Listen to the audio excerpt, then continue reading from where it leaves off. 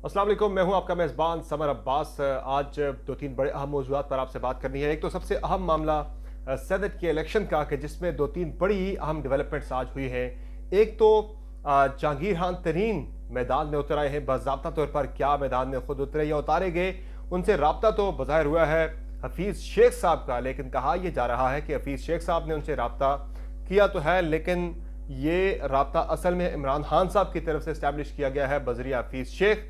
इसीलिए जहांगीर तरीन मुतहरक भी हो गए हैं। क्या अब सेनेट के अंदर एक टफ जोड़ पड़ने जा रहा है जहांगीर तरीन के मैदान में आने के बाद? यूसुफ रजा गिलानी को क्या अब घबराने की जरूरत है? ये भी हम आज के वीलॉग में डिस्कस करेंगे और इसके साथ हम बात करेंगे नाजरीन, दूसरी तरफ परवेज रशीद के कागजात नामजदगी मुस्तरद हो गए। अब सेनेटर परवेज रशीद के कागजात नामजदगी क्यों मुस्तरद हुए, उसमें सामने जो कहानी आई वो है 95 लाख रुपए के वो नादहिंदा है, डिफाल्टर है पंजाब हाउस के, कि वो और उनकी बेटी वहां पे रिहाइश पजीर रहे। 69 लाख का उनका बिल है, 22-23 लाख रुपए का उनकी बेटी का बिल है, 27 लाख रुपए का।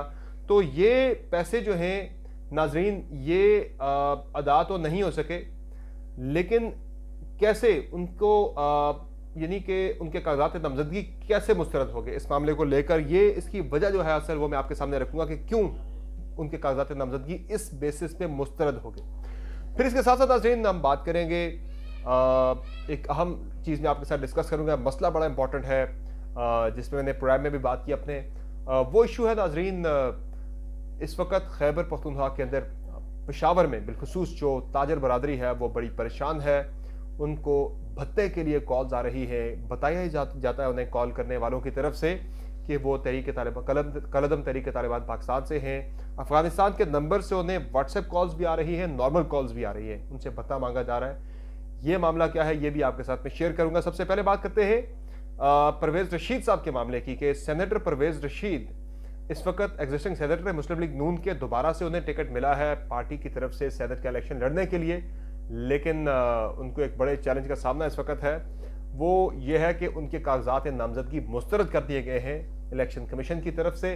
अब कागजात नामजदगी मुस्तरद होने की वजह यह सामने आई कि परवेज रशीद 95 लाख रुपए के डिफाल्टर हैं इलेक्शन कमीशन पंजाब हाउस के। और इसमें नाजरीन मैं आपके सामने वो वजूहात रखता हूँ, वो रीज़न रखता हूँ, आइनी जो वजह है कि उनके कागजात नामजदगी कैसे मुस्तरद हुए। अब परवेज रशीद जो है वो 95 लाख के डिफॉल्टर निकले हैं पंजाब हाउस के। आइन ये कहता है, आइन का आर्टिकल 63O ये कहता है कि अगर किसी भी कैंडिडेट के ज़िम्मे कोई रकम वाजिबुल अदा है, कोई यूटिलिटी बिल्स हैं या कोई भी रकम वाजिबुल अदा है गवर्नमेंट के लिए, वो गैस पे, बिजली पे, पानी पे, किसी भी मद में, अगर उसका जो बिल है वो 10,000 से ज़ायद की अगर अमाउंट उसके ज़िम्मे वाजिबुल अदा है, तो वो शख्स इलेक्शन नहीं लड़ सकता, वो डिसक्वालीफाई हो जाता है, इलेक्शन लड़ने का अहल नहीं रहता, वो नाअहल हो जाता है। अब परवेज रशीद साहब के तो काफ़ी ज़्यादा पैसे, 95 लाख की अमाउंट है, 10,000 से ज़ायद है, इसलिए उन पे ये आइन का आर्टिकल 63O लागू होता है। दूसरी है जो इलेक्शन एक्ट 2017 की भी सेक्शन ये कहती है कि उसमें इख्तियार जो है, जो ट्रिब्यूनल है उसे भी इख्तियार दिया गया है कि वो भी, यानी कि जो हाई कोर्ट का जज होता है वो उसमें ट्रिब्यूनल उन पे मुश्तमिल होता है। तो हाई कोर्ट का जज जो है वो भी, अगर ट्रिब्यूनल को पता लगता है किसी भी सोर्स से कि अगर किसी कैंडिडेट के पैसे वाजिबुल अदा है, बिल कोई वाजिबुल अदा है, रकम उस पर सरकारी, तो वो खुद से भी अज खुद नोटिस लेकर भी उसके कागजात नामजदगी को मुस्तरद कर सकता है, उसे नाअहल करार दे सकता है। अब परवेज रशीद साहब वाले मामले पे तो बाज़ाब्ता दरखास्त आई थी और ये तो इलेक्शन कमीशन के पास आई थी दरखास्त, तो उनका मामला तो ज़रा डिफ़िकल्ट है काफ़ी उनके लिए।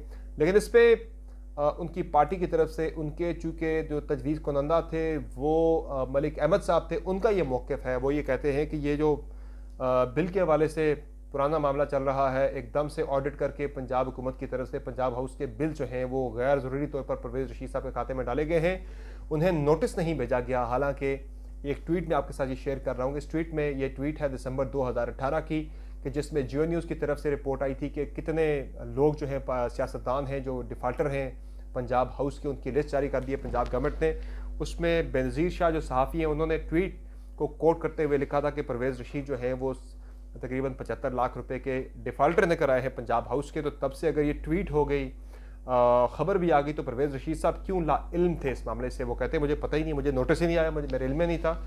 तो कई लोग ये भी कहते हैं कि परवेज़ रशीद साहब जो हैं वो सियासी तौर पर भी सियासी हलकों में ये बात मशहूर है कि वो माली लेन देन के मामले में कोई ज़्यादा उनकी साख इतनी अच्छी नहीं। आज मलिक अहमद डोगर साहब ने मेरे प्रोग्राम पे ये बात भी की थी। इसके साथ साथ अब कल इस हवाले से फैसला होना है। उनकी अपील जो है वो बड़ी सख्त जज हैं जिनके पास उनकी अपील लगी है, वो ज़ाहिर है आर्टिकल 63 को भी देखेंगी, 63O को भी देखेंगी, इलेक्शन एक्ट 2017 को भी देखेंगी। उसमें तो बड़ा क्लियरली लिखा है कि अगर कोई बंदा डिफ़ॉल्ट करता है तो फिर वो अहल नहीं है इलेक्शन लड़ने का। दूसरा बड़ा मामला यूसुफ रज़ा गिलानी का। जहांगीर खान तरीन जो है वो मुतहरक हुए हैं जी। हफीज़ शेख साहब ने रब्ता किया जहांगीर तरीन साहब से। वैसे तो इमरान खान साहब उनसे नाराज़ थे, उनसे रब्ता नहीं कर रहे थे, ये भी कह रहे थे कि पार्टी से उनका लेना देना नहीं है, लेकिन इलेक्शन जीतने के लिए बिलखुसूस जो इस्लामाबाद का इलेक्शन है वो सबसे ज़्यादा इंपॉर्टेंट है। सबसे ज़्यादा इंपॉर्टेंट इस्लामाबाद का इलेक्शन है, चूँकि यूसुफ रज़ा गिलानी को एक सोचे समझे प्लान के तहत मैदान में उतारा गया है। मकसद उनका सिर्फ इलेक्शन को जीतना नहीं है, बल्कि इसका मकसद जो है वो इससे बड़ा है। बड़ा मकसद जो है कि एक तो हुकूमती सफ़ों में नाइत्तफ़ाक़ी तकसीम है उसे आया करना है इस इलेक्शन के तहत। अगर जो 180 का फिगर है हुकूमती नंबर्स का कौमी असम्बली के अंदर, तो अगर उससे कम वोट लेते हैं हफीज़ शेख साहब, तो उसमें PDM उसे अपनी फतह कहेगी। देखें इतने बंदे इनके टूट गए हैं, तो उसमें अब जहांगीर तरीन साहब से इसीलिए हफीज़ शेख साहब ने रब्ता किया। कहा यह भी जाता है कि हफीज़ शेख साहब को इस हुकूमत में लाने वाले, यहाँ मिलाने वाले वो जहांगीर तरीन साहब ही थे, इसीलिए उनसे रब्ता किया गया है। लेकिन कुछ ज़रा ये भी कहते हैं कि इमरान खान साहब के कहने पर, चूँकि वो खुद बात नहीं कर सकते थे थोड़ा, चूँकि जहांगीर तरीन ये कहते हैं कि मेरे साथ अच्छा नहीं किया गया, और इसलिए खान साहब के कहने पर हफीज़ शेख साहब ने रब्ता किया जहांगीर खान तरीन साहब के साथ। इस रब्ते की खबर आ जाइए, लेकिन ये रब्ता पहले का हो चुका था, चूँकि जहांगीर तरीन कल जो है वो फैसलाबाद के अंदर गए, वहाँ पे लोगों से मिले, राजा रियाज दीगर लोगों से इससे पहले वो मिल चुके हैं, और वहाँ वो पहले से ही हफीज़ शेख के लिए कैंपेन कर रहे थे।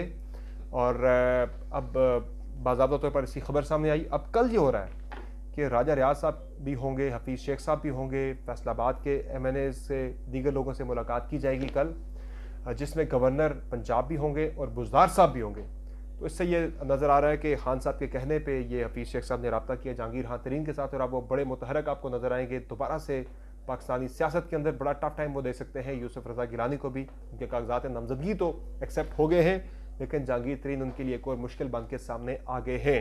इसके साथ साथ नाज़रीन क्विकली मैं बात कर लूँ, जो इलेक्शन कमीशन ने एक हलफनामा, एक तजवीज़ दी है कि सेनेट के इलेक्शन को किस तरह से शफाफ बनाया जा सकता है, उस हवाले से एक एफिडेविट है, एक बयान अलफी जो है इलेक्शन कमीशन सामने लेकर आया है कि जो भी लोग सेनेट का इलेक्शन लड़ रहे हैं वो एक बयान हल्फी लिख कर देंगे, एफिडेविट लिख कर देंगे कि वो इस इलेक्शन के लड़ने में किसी किस्म के पैसे के लेन देन में मुलव्वस नहीं होंगे, और ना ही वो किसी किस्म की कोई करप्ट प्रैक्टिसेस में मुलव्वस होंगे करके लेन देन के ज़रिए वो सेनेटर नहीं बनेंगे।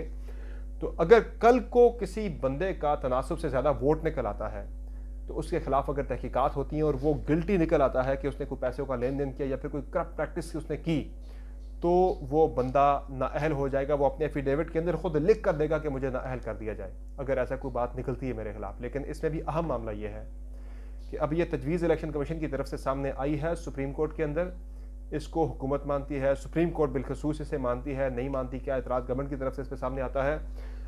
चूँकि इस पर जो सुप्रीम कोर्ट के अंदर पिछले काफ़ी दिनों से समाज चल रही है, सुप्रीम कोर्ट ये कह रही है कि वोट तो खुफिया हो, लेकिन उसकी इस तरह से मैकेनिज्म होना चाहिए कि वो ट्रेसेबल हो, आइडेंटिफाइबल हो, कि बाद में देखा जा सके कि किसने किसको वोट डाला है, अगर कोई किसी के वोट कम या ज़्यादा निकलते हैं। इस हवाले से मुझे लग रहा है कि ये तजवीज़ शायद एक्सेप्ट कर ली जाए, लेकिन इसमें भी बड़ा चैलेंज फिर ये होगा कि अगर किसी ने किए हैं वोट ज़्यादा कोई ले जाता है तो कैसे ट्रेस किया जाएगा इस बात को, कैसे सबूत निकलेगा। चूँकि अटॉर्नी जनरल खुद ही ये बात कर रहे हैं कि इस वक्त तरीक़ाकार बदल चुका है पेमेंट का। अब वो नहीं होगा टेबल के ऊपर नोटों का ढेर लगा होगा, जिस तरह से वो वीडियो आपने 2018 के सेनेट इलेक्शन की देखी। अब वो कह रहे हैं कि लोग हवाला हुंडी के ज़रिए पैसा दुबई में भेज रहे हैं, तो वहाँ पे पैसा वसूल किया जाता है। तो अब पाकिस्तान में उस तरह से नोटों के बैग भरने की वीडियो सामने शायद ना आ सके, उस तरह के सबूत अब सामने ना आ सकें।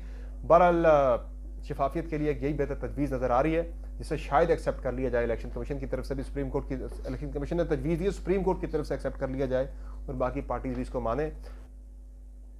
जो काफ़ी दबाव है इस वक्त सुप्रीम कोर्ट पर भी कि वो किसी किस्म का कोई फैसला ऐसा ना करे कि जिससे दीगर जमातों जमातों को तहफ़्फ़ुज़ात हों। वो ये इल्ज़ाम भी लगा रहे सुप्रीम कोर्ट पर कि वो किसी किस्म के इन्फ्लुएंस में आ गई है, गवर्नमेंट का शायद कोई उनको सपोर्ट कर रही है इस मामले पे। जो रिमार्क्स आए थे उनको काफ़ी तनकीद का निशाना बनाया गया है। मरीम नवाज़ ने भी कह दिया है रिपरकशंस होंगे इसके, तो मेरे ख्याल से सुप्रीम कोर्ट भी ऐसा फैसला करेगी जो सबके लिए काबिल कबूल हो।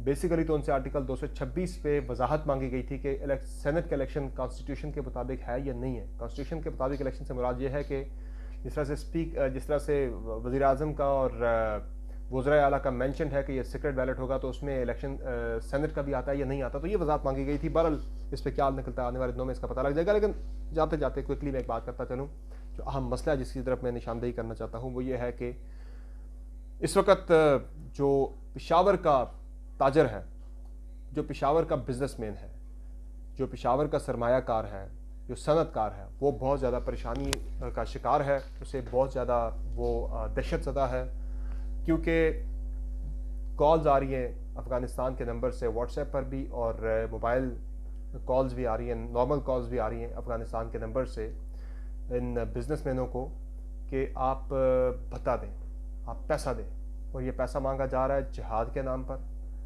और जो कॉल्स करने वाले हैं वो अपने आप को बताते हैं कि उनका ताल्लुक़ कलअदम तहरीक तालिबान पाकिस्तान से है, आप जिहाद में अपना हिस्सा डालें। इस तरह की कॉल्स आ रही हैं, और मेंबर्स जो वहाँ के बिज़नेस कम्युनिटी के लोग हैं वो बड़े परेशान हैं। पुलिस के पास भी गए हैं, दीगर इदारों को भी उन्होंने दरख्वास्त की है कि उनकी मदद की जाए, उन्हें इस मुश्किल से निकाला जाए। चूँकि जो वॉइस नोट्स भी आ रहे हैं उनमें भी ये कहा जा रहा है कि अगर आप हमारी इस कॉल का जवाब नहीं देते, हमारे मैसेज का जवाब नहीं देते, तो इसको आपका इनकार समझा जाएगा, आपको संगीन नताइज भुगतना पड़ेंगे। 2016 में भी इस तरह के ग्रुप्स एक्टिव हुए थे। कलअदम जमातुल अहरार की तरफ से इस तरह की कॉल्स आती थीं, इस तरह के वॉइस नोट्स आते थे कि आप पैसा दें उनके कॉल्स को सपोर्ट करने के लिए। आज भी हो रहा है। मेरे ख्याल से ये कॉल्स अगर अफ़गानिस्तान के अंदर से नहीं आ रही तो ये भी मुमकिन है कि जो बॉर्डरिंग एरियाज़ है पाकिस्तान के, जो अफ़गानिस्तान के साथ लगते हैं, वहाँ पर भी अफ़गानिस्तान के जो नंबर्स हैं वो चलते हैं, एक्टिव होते हैं, वहाँ से कॉल्स आ रही हों। तो हमारे इदारों को फौरी तौर पर ट्रेस करके उन कल्प्रिट्स तक पहुँचना चाहिए जो हमारी बिज़नेस कम्युनिटी को हरासा कर रहे हैं, उनको दहशत और खौफ का शिकार किया हुआ है। मैंने काफ़ी कोशिश की IG खैबर पख्तूनख्वा सनाउल्लाह अब्बासी साहब से रब्ते की कि उनसे जाना जाए कि वो क्या कर रहे हैं इस पर, लेकिन ना तो उन्होंने फ़ोन कॉल उठाई, ना उन्होंने मैसेज का जवाब दिया। बहरहाल उनसे हमारी यही दरख्वास्त है कि फौरी तौर पर तहफ़्फ़ुज़ फ़राहम किया जाए। जितने भी कारोबारी हजरात हैं, और मईशत चलेगी तो इससे मुल्क का पहिया भी चलेगा। समर बात को इजाज़त दीजिए। अल्लाह हाफ़िज़।